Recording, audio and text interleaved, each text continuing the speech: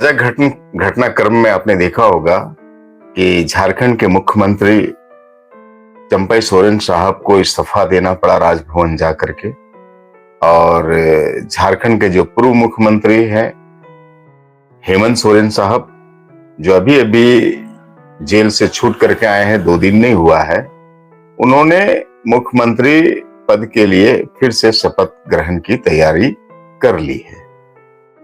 आपको याद होगा मित्र कि ईडी के केस की वजह से मनी लॉन्ड्रिंग की जो केस हेमंत सोरेन पे है, उस केस के सिलसिले में ईडी ने इनको गिरफ्तार किया था और ये तकरीबन 5 महीने से सलाखों के पीछे थे। इनकी अनुपस्थिति में लोकसभा चुनाव गुजरा और झारखंड मुक्ति मोर्चा ने चंपई सोरेन के नेतृत्व में अच्छा प्रदर्शन किया, पहले से बेहतर किया।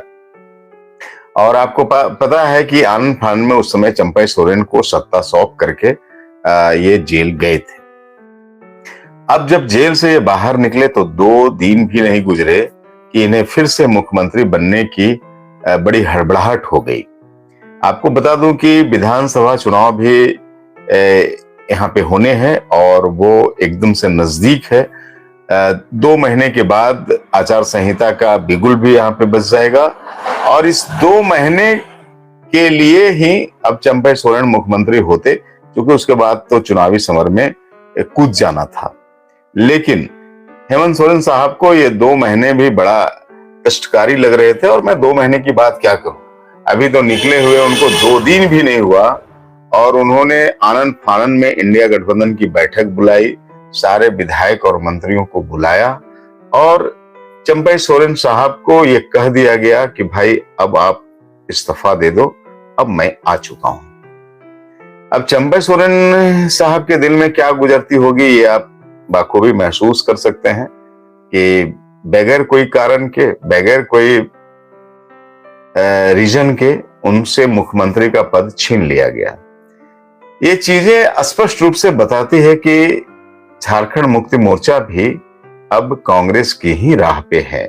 जिस तरह से कांग्रेस ने मनमोहन सिंह को एक डमी मुख्यमंत्री के प्रधानमंत्री के रूप में रखा था, जब वो उसका परिवार के व्यक्ति प्रधानमंत्री नहीं बन सकते थे, कुछ इसी तरह का कार्य हेमंत सोरेन ने यहाँ पे किया।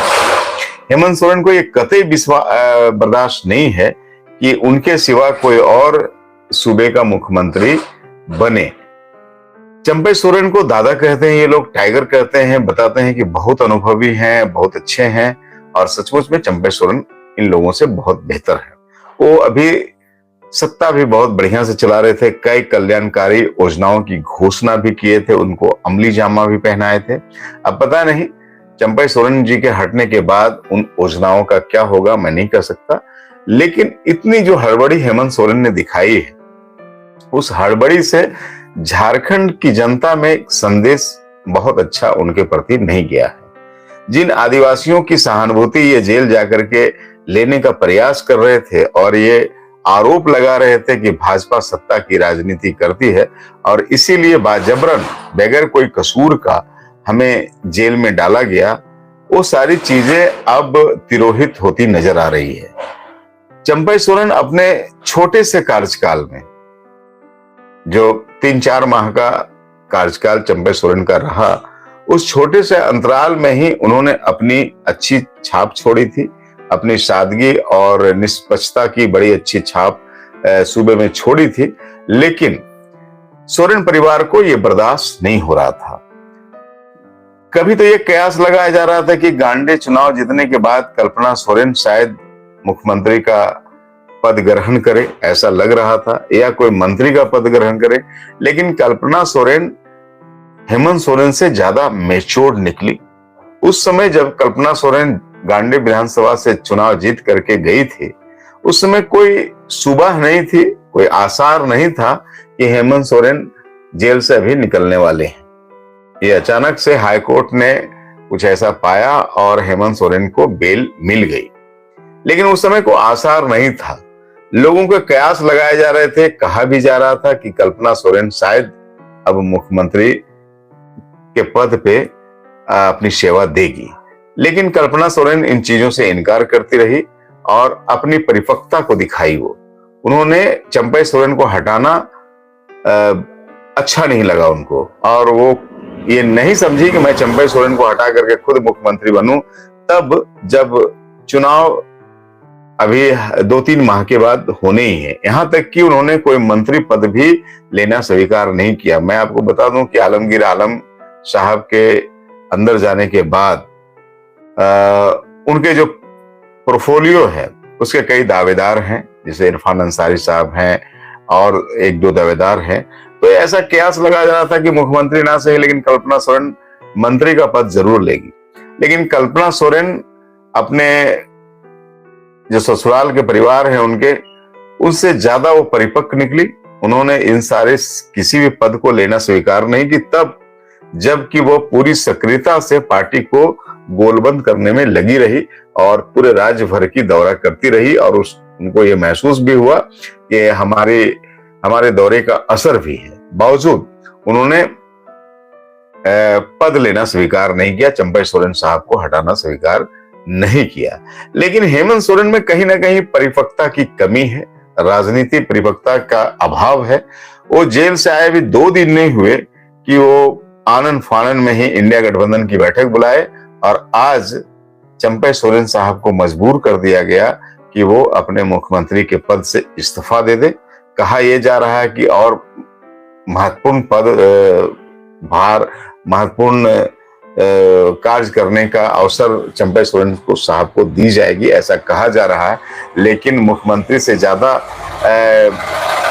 कार्य करने का अवसर और किस चीज में मिलता टाइगर चंपई सोरेन साहब को।